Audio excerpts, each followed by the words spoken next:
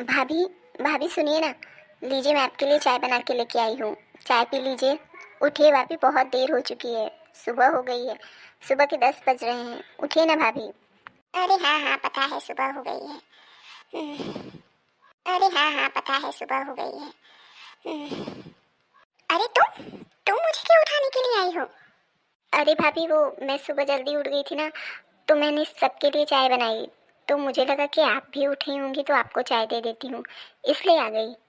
अरे पर मैंने तुम्हें कितनी बार मना किया है कि सुबह सुबह मेरे कमरे में या मेरे बच्चों के कमरे में मत जाया करो। तुम अपनी माँ को ही चाय पिलाया करो। हम लोग उठ के चाय पी लेते हैं, किसी की ज़रूरत नहीं है। हाँ भाभी, पर मुझे लगा कि सबके लिए चाय बनाई है तो आपको भी दे दूँ, नहीं तो ठंडी हो जाएगी, इसलिए मैंने आपको उठा दिया। आइंदा से मैं ये ध्यान रखूँगी, सुबह आपके कमरों में और आपके बच्चों के कमरों में नहीं जाया करूँगी। देखो जिया, वैसे तो मैं ये ठीक है सब कुछ भाभी, तुम्हें वही आइंदा ऐसी तुम्हारे लिए गलती अच्छा नहीं होगा। होगी। चलो बच्चों जल्दी करो, हमें शादी की बहुत सारी खरीदारी करनी है। अभी यहाँ ही लेट हो जाएगा तो वहाँ कैसे समय मिलेगा हम लोगों को। जल्दी करो चलो। हाँ रिचा, माँ सही हाँ कह भैया, रही है, ठीक है, जल्दी करो लेकिन तभी हम रुकिए 2 जल्दी आ मिनट, मैं पाएंगे, बुआ को भी वरना बुला वहाँ लेती हूँ, बहुत समय बुआ लग हम लोगों के जाएगा। साथ चलेंगी। तुम तो जानती ही हो हाँ ठीक है रिचा, बुला लो जल्दी से बुआ को। क्यों, उसका क्या काम है? क्यों वो जाएंगी? हम दोनों जन चल रहे हैं ना, तुम्हें जो जो चाहिए होगा वो सब दिलाएंगे। बुआ को ले जाने की क्या ज़रूरत है? अरे माँ, अब उसका मन है तो ले जाने दो ना, क्या फ़र्क पड़ता है, बुआ भी हमारे साथ चलेंगी। वैसे भी हम 4 व्हीलर से जा रहे हैं ना, एक साथ सब लोग जाएंगे, सब अलग अलग एडवाइस देंगे ना, तो जो सबसे अच्छा रहेगा वही ले लेगी ये। तुम लोगों की एडवाइस की ऐसी की तैसी जिया नहीं जाएगी, समझ में आई बात? अरे माँ, पर बुआ क्यों नहीं जा सकती? अरे तेरी बुआ चली जाएगी तो फिर दादी का ख्याल कौन रखेगा? हाँ, तेरी दादी अकेले रहेंगी क्या इतनी रात तक घर में? अरे माँ, ये पहली बार थोड़ी है, हम लोग पहले भी घूमने जाते थे तो दादी घर में अकेली ही रहती थी ना। अगर आज भी रह जाएंगी तो कौन सी बड़ी बात हो जाएगी। वैसे भी बुआ को कहाँ ज़्यादा घूमने का मौका मिलता है, हम लोग साथ ले चलते हैं, बुआ भी खुश हो जाएंगी। हाँ माँ, भैया सही कह रहा है, वैसे भी बुआ अपने ससुराल से कहाँ घूमने जाती होंगी, यहाँ आई हैं तो कुछ दिन घूम ले, कुछ थोड़ा बहुत उनका भी मन हल्का हो जाएगा। अभी अभी फूफा जी को गए हुए कितने दिन ही हुए हैं, और बुआ की और हम लोगों की उम्र में ज़्यादा फ़र्क भी नहीं है। अगर हम लोगों का घूमने फिरने का, खाने पीने का मन करता है तो बुआ का भी करता होगा ना। ले चलो ना माँ, क्या फ़र्क पड़ जाएगा। बुआ जी सुनिए ज़रा, इधर तो आइए। मतलब कि तुम दोनों ने कसम खा रखी है कि तुम लोग अपनी माँ की बात नहीं मानोगे, है ना? हाँ माँ, बुआ ज़रूर जाएंगी हम लोगों के साथ। हाँ बच्चों, बताओ क्यों बुला रहे हो मुझे। अरे बुआ जी, मैंने आपको इसलिए बुलाया है ना, मैं तुम लोगों के साथ शादी की शॉपिंग करने जा रही हूँ। तुम लोगों के साथ भी हमारे साथ चलिए, यहाँ माँ का ध्यान कौन, चॉइस बहुत अच्छी है, इसलिए मैं यही मुझे बताइएगा तुम लोग क्या लेना चाहिए, क्या लोग अपनी अपनी पसंद का। तो फैशन डिजाइनर थी ना, तो तुम्हारी भी पसंद बहुत अच्छी, बहुत नॉलेज होगी, मैं सब कुछ आप ही के हाँ पसंद का जिया लूँगी। सही कह रही है, मैं कह रही थी ना जिया नहीं जाएगी। चलो अब जल्दी करो। अरे नहीं बुआ, आपको चलना ही पड़ेगा, अगर आप नहीं जाएंगी तो मैं भी नहीं जाऊँगी। नहीं बेटा, जिद मत कर, अरे मैं नहीं बुआ, आ दादी की पाऊँगी। टेंशन मत लो, हम लोग कई बार घूमने के लिए जाते हैं तो दादी घर में अकेली ही रहती है, दादी को बाहर जाना पसंद नहीं है ना, इसीलिए आप चलिए ना। आप बिना मतलब दादी के लिए अपना मूड क्यों ख़राब कर रही हैं, चलिए ना बुआ, हम लोगों को बहुत अच्छा लगेगा। ठीक है बच्चों, तुम लोग इतना कह रहे हो तो मैं तुम लोगों के साथ ज़रूर चलूँगी। मैं अंदर से अपना पर्स लेके आती हूँ। ठीक है बुआ, लेकिन ज़रा जल्दी कीजिएगा, आज मार्केट में बड़ी भीड़ होगी। ठीक है, तो अब तुम दोनों अपनी बुआ को ही ले जाओ, मैं नहीं आ रही तुम लोगों के साथ मार्केट।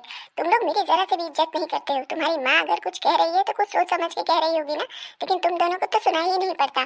तुम लोगों को अपनी बुआ को साथ ले जाना है तो ले जाओ, अब मैं नहीं जा रही हूँ। करो जो तुम्हारी मनमानी हो, मेरी सुनता ही कौन है इस घर में? अरे माँ, भाई ने सही किया है, आप बुआ की जगह खुद को रख के देखिए ना, उनका भी तो मन करता होगा कहीं बाहर जाने का। हम सब साथ चलेंगे, खूब मजा करेंगे और ढेर सारी शॉपिंग भी। चलने दो ना मम्मी, ऐसा क्यों कर रही हो तुम। तुम दोनों को कुछ पता नहीं है, ऐसे शुभ कामों में तुम्हारी बुआ को नहीं ले जाना चाहिए। तुम्हारी बुआ विधवा है, विधवा, और विधवा कभी ऐसे शुभ कामों में जाती है क्या? तुम लोगों को कुछ पता नहीं है और अपनी माँ की तुम लोगों को सुनना नहीं है। अगर मेरी बात नहीं सुननी है तो मैं कि वहाँ जाके क्या करूँगी? जाओ तुम लोग अपनी बुआ के साथ। अरे माँ, अगर बुआ विधवा हो गई तो क्या वो इंसान नहीं है क्या? हाँ, बुआ पहले इस घर में कैसे रहती थी, कितना खुश रहती थी। हाँ, हम लोगों को तो उनका सपोर्ट करना चाहिए, इतने बड़े दुख के बाद में भी बुआ यहाँ नहीं आई, हम लोगों के ऊपर बोझ नहीं बनना चाहती वो, इसलिए नहीं आई, अपने ससुराल में है, कितनी तकलीफ से है वो, आप नहीं समझ सकती। उन्हें पल पल फूफा जी की याद आती होगी, लेकिन वो हम सबका सोचकर, आपका सोचकर यहाँ नहीं आ रही हैं। और अगर वो कुछ महीनों के लिए आती है तो आप ऐसा व्यवहार कर रही हैं, ये गलत है माँ। ये मरना जीना तो किसी के साथ भी हो सकता है, हमें ऐसा नहीं सोचना चाहिए माँ, हमें उनका सपोर्ट करना चाहिए। हाँ माँ, भाई सही कह रहा है, अगर हमारे अपने हमारे साथ हो ना तो पूरे से बुरा समय कैसे बीत जाता है किसी को पता ही नहीं चलता, बस अपनों के प्यार से। लेकिन अगर अपने ही हमारे साथ ना हो तो एक एक पल कितना भारी होता है वो आप नहीं समझ सकती माँ।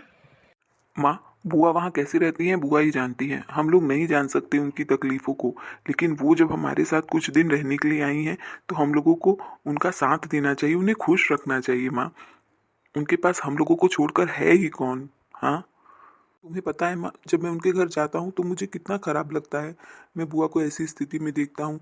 और तुम्हें पता है माँ, उनसे तो कोई सीधे मुंह बात तक नहीं करता, उनका मुंह तक कोई नहीं देखना चाहता। ना ही उन्हें कहीं कोई ले जाता है, ना ही अपने साथ बिठाकर खिलाता है। कितनी तकलीफ से उनकी वहाँ जिंदगी बीत रही है वो मैंने देखा है माँ। हाँ, तो तू क्या चाहता है कि उसकी जिंदगी तकलीफ से ना बीते, उसके लिए मैं अपनी बेटी को गड्ढे में डाल दूं क्या? हाँ, एक बात तुम दोनों कान खोल के सुन लो। तुम्हारी बुआ अब सगुनी है, अब सगुनी। और मैं अपनी बेटी की जिंदगी उसे खराब करने नहीं दूंगी। उसे मैं किसी भी फंक्शन में आगे आने नहीं दूंगी। अगर उसे यहाँ रहना है तो घर के अंदर रहे, किसी चीज को ना छुएगी, ना किसी से बात करेगी, ना किसी के सामने आएगी। ये बात समझ ले, ये मेरी बेटी की जिंदगी का सवाल है। कुछ और होता तो मैं एक बार माफ भी कर देती उसे, लेकिन अगर उसकी एक गलती मेरी बेटी की जिंदगी खराब कर देगी तो मैं किसी को माफ करने वालों में से नहीं हूँ, ना माँ जी को और ना तुम दोनों को। अरे माँ, ऐसी कौन सी बड़ी गलती कर दी बुआ ने कि अब बुआ अब सगुनी बन गई है? पहले तो पापा कहीं पे भी जाते थे तो बुआ के पैर छू के जाते थे। आप भी बुआ के पैर छूती थी। अब आप लोग कहीं पे भी जाते हो तो बुआ से बात तक करना पसंद नहीं करते, उनका मुंह तक देखना नहीं पसंद करते। पहले कोई भी चीज़ आती थी तो बुआ को दी जाती थी कि वो इस घर की लक्ष्मी है। और जब से फूफा जी गए हैं, बुआ से बात तक नहीं की जाती सीधे मुँह से। ऐसा क्या कर दिया माँ बुआ ने? बुआ तो वैसी की वैसी ही है ना। किसी के जाने से माँ कोई अपसगुनी कैसे हो सकता है? तेरी बुआ अब सगुनी है, अब सगुनी। अगर तेरी बुआ इतनी ही अच्छी होती और घर की लक्ष्मी होती ना, तो आज तेरे फूफा जी को इतनी कम उम्र में खा के नहीं बैठी होती। और उसका मुंह देखना गलत है, इसलिए हम लोग नहीं देखते और तुम दोनों को भी नहीं देखना है। और हाँ, मेरी एक बात दिमाग में बैठा लो, अगर तुम्हारी बुआ गई ना तुम लोगों के साथ तो मैं नहीं जाऊंगी। अब तुम लोग या तो अपनी माँ को साथ ले जाओगे, अपनी बुआ को पसंद कर लो। हाँ माँ, हम लोगों ने सोच लिया है कौन जाएगा हम लोगों के साथ। ठीक है, तो चलो अब जल्दी करो, देर हो रही है। अरे माँ, आप नहीं, बुआ जाएंगी साथ में। आप क्या करेंगी वहाँ जा कर के? आप तो वैसे भी बैठी रहेंगी, कोई एडवाइस तो दे नहीं सकती आप। आपको फैशन की कोई नॉलेज तो है नहीं। बुआ जाएंगी तो उन्हें फैशन की बहुत नॉलेज है, वो मुझे कुछ ना कुछ एडवाइस देंगी। आप घर पे ही रहिए, हम लोग बुआ को साथ लेके जा रहे हैं। हाँ बच्चों, भाभी सही कह रही हैं। शादी जैसे शुभ काम में मेरा कोई काम नहीं है, तो मैं घर पे रह के घर का सारा काम देख लेती हूँ। मैं यहाँ आ गई हूँ, यही मेरे लिए बहुत बड़ी खुशी की बात है। तो तुम लोग जाओ, मैं घर का काम देख लूँगी। और हाँ, साथ ही साथ माँ भी तो है घर पे। माँ से मुझे बहुत सारी बातें करनी है, कितने दिन बाद तो मैं माँ से मिली हूँ। इस शादी के समय मुझे थोड़ी सी फुर्सत माँ के लिए भी मिल जाएगी। तुम लोग जाओ बच्चों, मैं नहीं आ पाऊँगी।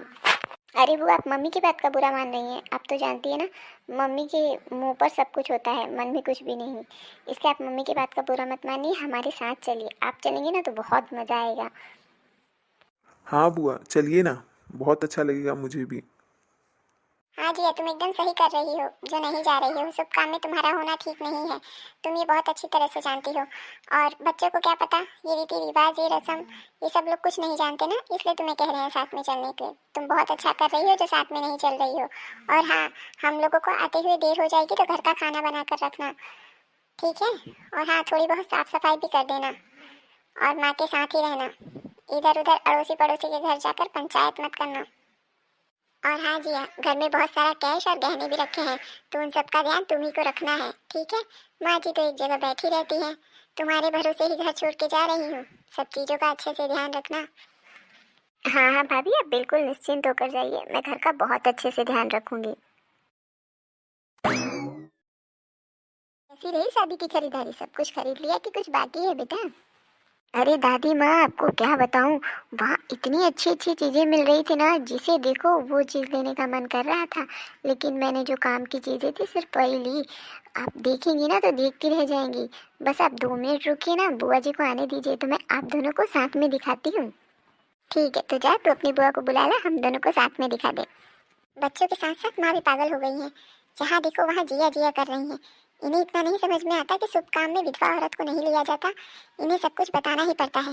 मैं तो चाहती ही नहीं थी कि वो आए, लेकिन माँ जी ने उसे बुला लिया है। अब देखो क्या होता है। हे भगवान, मेरी बेटी की शादी अच्छे से बीत जाए, ये विधवा विधवा मिलकर मेरी बेटी की जिंदगी ना बर्बाद कर दें। जिया, जिया बेटा, जरा सुन तो, जल्दी इधर आना। नहीं जिया, जब तक मैं ना कहूँ तब तक तुम इस कमरे में पैर भी मत रखना, क्योंकि इस कमरे में मैंने शादी का सारा सामान रखा हुआ है। मैं नहीं चाहती कि तुम्हारी यहाँ परछाई भी पड़े। बहू, जुबान संभाल के, क्या बोल रही हो तुम्हें पता है?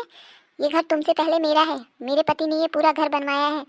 अगर तुम मेरी बेटी के साथ ऐसा व्यवहार करोगी तो तुम्हें कोई हक नहीं है इस घर में रहने का। हाँ मम्मी, दादी सही कह रही हैं, आप बुआ के साथ बहुत गलत व्यवहार कर रही हैं। आपको कोई हक नहीं बनता कि आप बुआ के साथ ऐसा व्यवहार करें। वैसे भी हम लोग शॉपिंग के लिए जा रहे थे तो भी आपने बुआ का बहुत अपमान किया था, और अब फिर हर छोटी छोटी चीज़ के लिए अगर आपको बुआ का अपमान ही करना था तो क्यों बुलाया आपने यहाँ बुआ को? और माँ, जो आज बुआ के साथ हुआ है ना, वो किसी के साथ भी हो सकता है। इंसान का जन्म लेना और मरना इंसान के हाथ में नहीं होता, वो भगवान के हाथ में होता है। और उस समय ना भगवान मुहूर्त देखते हैं, ना समय, ना कुछ। भगवान तो बस जन्म दे देते हैं। ये मुहूर्त, सगुन, अपसगुन तो इंसान ने बनाया है। कल को माँ मेरे साथ ऐसा हो गया तो क्या आप मुझे भी इस घर में नहीं आने दोगे? भैया की शादी में किसी चीज़ को हाथ भी नहीं लगाने दोगे क्या? अरे मेरी गुड़िया, तो ऐसा मत बोल। जैसा तेरी बुआ के साथ हुआ है वैसा कभी किसी औरत के साथ ना हो। कितना घुट घुट कर जीना पड़ता है वो मैं और तेरी बुआ ही जानते हैं। पर इसमें आदमी का कोई दोष नहीं है। औरत ही औरत के साथ गलत करती है, उसे सगुन अपसगुन की बात बताती है। हाँ, और अगर मेरी बेटी इस शादी में नहीं रह सकती तो मैं भी नहीं रह सकती, क्योंकि अगर वो विधवा है तो मैं भी विधवा हूँ। देखिए माँ जी, वो आपकी मर्जी है, आप इस शादी में रहना चाहे तो रहें, नहीं रहना चाहे तो मत रहें। कोई जोर ज़बरदस्ती नहीं है। लेकिन मैं जिया को इस शादी में नहीं रुकने दूंगी अब, क्योंकि हर जगह जिया जिया हो रहा है और मेरी इकलौती बेटी है। मैं उसकी ज़िंदगी दांव पर नहीं लगा सकती। उसकी ज़िंदगी मेरे लिए बहुत कीमती है। मैं नहीं चाहती कि मेरी बेटी की शादी में कुछ अपशगुन हो। इसलिए अगर आप और जिया दीदी दोनों जन साथ में जाना चाहें तो आप लोग जा सकते हैं। ठीक है, तो जब तक इस घर में शादी हो रही है हम दोनों जन जाकर किसी होटल में रह लेंगे। नहीं दादी, अगर आप इस शादी में नहीं रहेंगे तो मुझे भी ये शादी नहीं करनी है। नहीं माँ, आप लोग झगड़ा मत करिए मेरे लिए। आप भाभी सही कह रही हैं, मेरा यहाँ रहना ठीक नहीं है। पिताजी तो बहुत उम्र हो गई थी तब गए। अगर मैं अब सगुनी नहीं होती तो इतनी कम उम्र में मैं विधवा कैसे होती? दुनिया तो मुझे कहती ही थी। तो मैं ये सोचती थी ये लोग मेरे अपने नहीं हैं, इसलिए मुझे कुछ भी कह सकते हैं। पर आज जब मैंने भाभी के मुंह से ये बात सुनी मुझे इतनी चुभी जिसकी कोई हद नहीं। भाभी, आपको पता है मेरे ससुराल में भी सब मेरे साथ ऐसा ही व्यवहार करते हैं। कोई मेरा मुंह नहीं देखना चाहता, ना कोई मेरे साथ खाना चाहता है। मेरे पति थे तो सब मेरी बहुत इज्जत करते थे। जैसे ही वो चले गए सब ने मुझसे बात तक करना बंद कर दिया। सब अपने अपने बच्चों को मुझसे दूर रखते हैं, मेरे साये से भी डरते हैं। ऐसी ज़िंदगी का क्या काम? मैंने तो ये सोच कर आई थी कि कुछ दिन आप लोगों के साथ चैन की ज़िंदगी जीऊँगी, लेकिन यहाँ भी मेरा वही अपमान हो रहा है। तो क्या मतलब? भाभी, किसी के जाने से कोई अपशगुनी नहीं होता। अगर मेरे हाथ में होता ना तो मैं अपने पति को कभी मरने नहीं देती। मैं भी हमेशा खुश रहती। मुझे भी श्रृंगार करना कितना पसंद है वो तो आपसे अच्छा कोई नहीं जानता। मेरा बचपन बीता है आपके साथ। मुझ में और बिटिया में ज़्यादा फ़र्क नहीं है। बस फ़र्क इतना है कि मेरी किस्मत ख़राब थी कि शादी के कुछ सालों बाद ही मेरे पति मर गए। पर इसका मतलब ये नहीं है भाभी कि मैं जीना नहीं चाहती। मैं सबके साथ रहना चाहती हूँ, मैं भी खुश रहना चाहती हूँ, पर ये दुनिया मुझे नहीं जीने देती। मुझे आप लोगों से बहुत उम्मीद थी, पर आप लोग भी मेरे साथ ऐसा ही व्यवहार कर रहे हैं। मम्मी, किसी के होने या ना होने से कोई सगुनी या अपसगुनी नहीं होता। अगर आज फूफा जी मर गए हैं तो बुआ अपसगुनी हो गई हैं। अगर बुआ मर गई होती और फूफा जी जिंदा होते तो क्या आप फूफा जी के साथ भी ऐसा ही व्यवहार करती? अगर आदमियों के साथ ऐसा व्यवहार नहीं होता तो समाज औरतों के साथ ऐसा क्यों व्यवहार करता है? उसे अपने पैर की जूती क्यों बनाना चाहता है? किसी आदमी के मरने से क्या औरत को जीने का कोई अधिकार नहीं है?